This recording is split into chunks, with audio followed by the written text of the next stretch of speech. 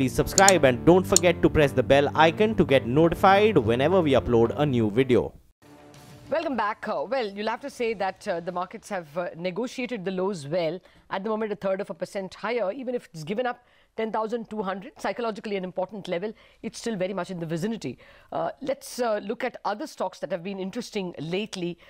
One of them is Manappuram, actually an evergreen stock, always of interest. The Manappuram Finance board has approved their business plan for FY19. The MD and CEO of the company, VP Nandakumar, is joining us to tell us more. Good morning, Mr. Nandakumar. Thanks much. What are the broad contours of the business plan that was okayed? Is there any inorganic move in that? Yeah, the inorganic option is always with us. But all depends on the market price and availability, whether it is a niche player, etc., etc. We are always open. The broad business plan, we have a target of around 20% growth in the consolidated AUM. In gold alone, we target a growth of around 10%. That is the broader scenario. Microfinance, it is coming out of the demonetization hit. Now, in the last quarter, they may report profit. Next year, we hope things will be far better. Next year, then home finance, it is coming, our home finance portfolio, and commercial vehicle, two-wheeler business, these are also catching up. We are the SME lending, which we have started a couple of years back, is that we have a small portfolio. We want to strengthen that, and the use of fintech both in loan management system and the credit underwriting. These are the thrust areas for the year.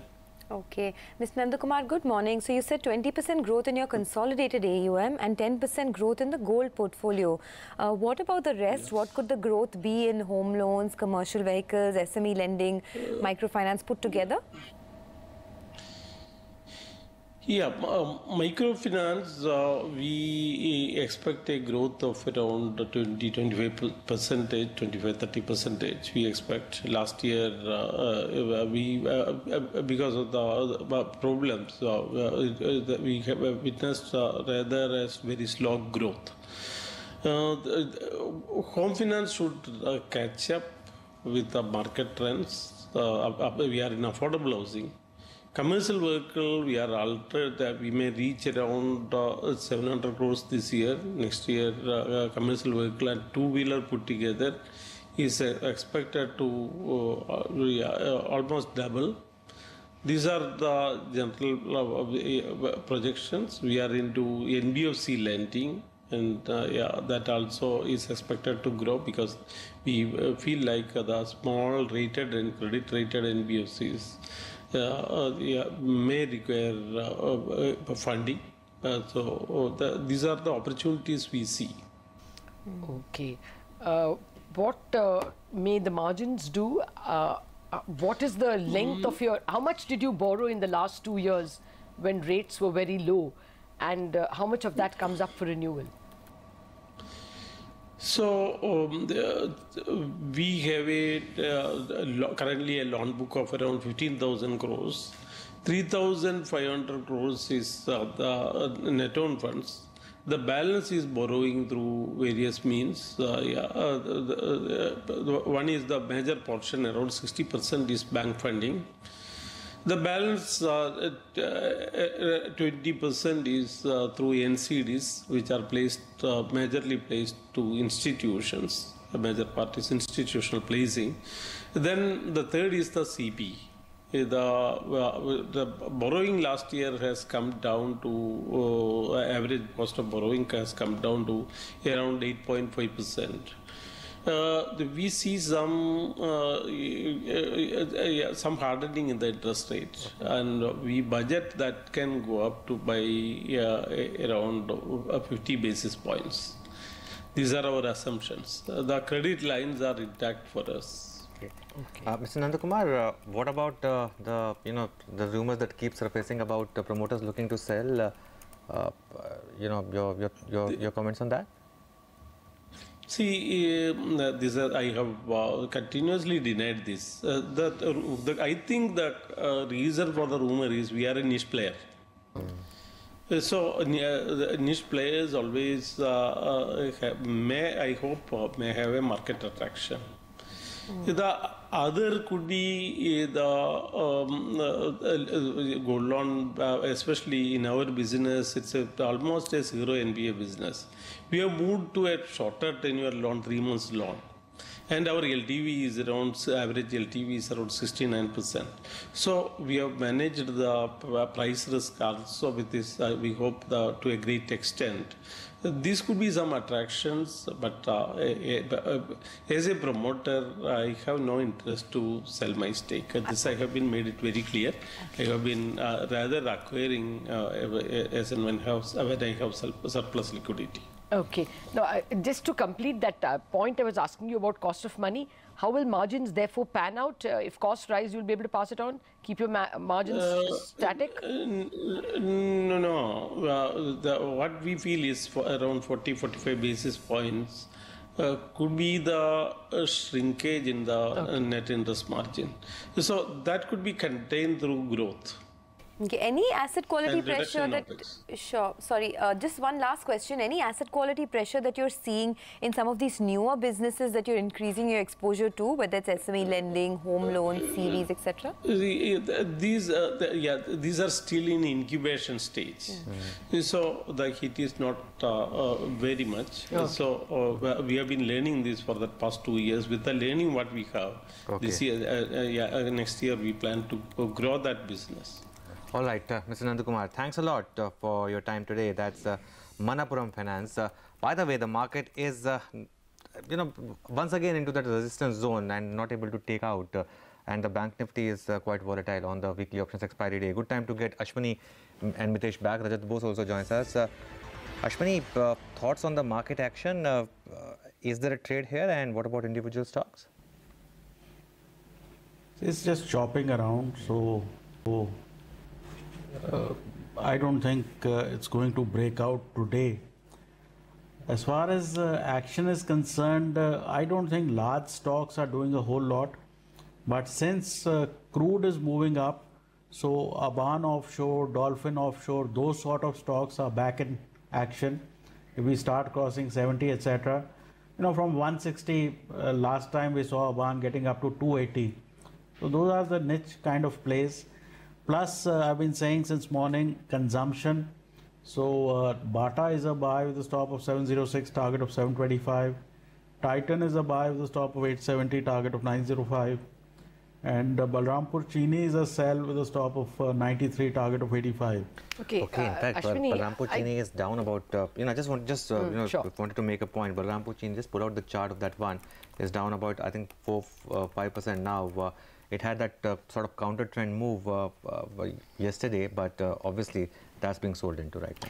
Yeah, no, I just wanted to ask Ashwini and eventually even the others, is this chopping around a precursor to a breakout or a breakdown, Ashwini? See, it is a phase of the market after we've expanded on the downside. Now we are moving sideways. Now, if this sideways remains for a long time, then sometimes it tends to create an intermediate bottom. Right now, the confidence of the market is extremely poor. All rallies get sold into because the bulls don't have confidence and the bears are overconfident. So what will happen is if this continues for next couple of weeks, then people start to think that, okay, this support is holding on and maybe, some good news also will come finally. Then you will have an upside. Otherwise, I think you could spend the next 2 weeks doing nothing. And it's a good idea to protect your capital while the market's chopping around and only to deploy once you have a clear direction. I don't think as of right now you have that clear direction. Maybe the earnings season, etc., will give you that fresh direction. Okay, that's some sane advice. So don't just jump in right now. Wait for things to settle a bit in a clear direction. Mitesh Shakkar and Rajat Bose are also with us. By the way, the oil marketing companies are falling quite a bit right now. So BPCL, HPCL, IOC, the biggest losers, down about 1 to 3%. Mitesh, what stocks would you be looking at now? Yeah, so I have a buy on Motherson Sumi, but I think I need the stock to start getting past 313.5. So buy it about 313.5, keep a stop at 309.5 and look for 324 as the target. And Britannia, I think on the consumption side could be something which has consolidated in this fall. Now in the intraday charts are slightly getting positive, so buy it with a stop at 48.28 and look for targets close to about 49.30. Okay. And Mitesh, to answer that question I posed to Ashwini as well, if you were to take a trade for over a 2-week period, a positional trade on the Nifty, how would it be? Bullish or bearish? I'll wait for a signal. I think we don't have a very clear understanding of the market. As I said yesterday also, I think I'm not very sure which direction the market is taking immediately. So maybe over the next 1-2 days we'll get some kind of a directional bias and then we'll take a trade. Okay. Rajat Bose is also with us. Rajat, good morning. What stocks are you trading? I'm trading 4 stocks and all 4 are buy because I consider that today even individual stocks will continue to do well. First stock is Jubilant Food. I would put a stop loss below 2018 and 2094 and 2319 as the target. It's a positional call, say maybe until about say early part of next week, this level of 2300 plus would be reached in Jubilant Food. This has got the best of uptrend. And then Hindustan Oil Exploration, my stop loss would be below 113, 122 and 128 are the 2 targets for Hindustan Oil Exploration. OIL, I would put a stop loss below 337, 347 and 349.50 again are the 2 targets for OIL. And finally HDFC Bank. Although my stop loss is 1853 and since the stock has already moved up, you can push that stop loss to about 1857. 1875 and 1882 are the initial targets. So once 1882 is crossed, it can move up to 1894. HDFC Bank looks good once again. Probably it is going to support partly the bank Nifty and in its movements. Okay. Ashwini, just wanted your thoughts on Tata Motors. We had a gap up today, but that's been sold into. See, Tata Motors, when the markets are going up, it was going down. It's still going down. And I don't think there is a hope of revival right now. So all sorts of gap ups you get, you need to sell into. I think yesterday I mentioned the level of 270, 280. It's probably heading out there. Okay, 270, 280 on Tata Motors could be multi-year low. Thanks, gentlemen. We'll of course come back to you, Ashwini, at 10:30. We'll take a break now. Up next, Manisha Gupta will join in with all the commodity market action.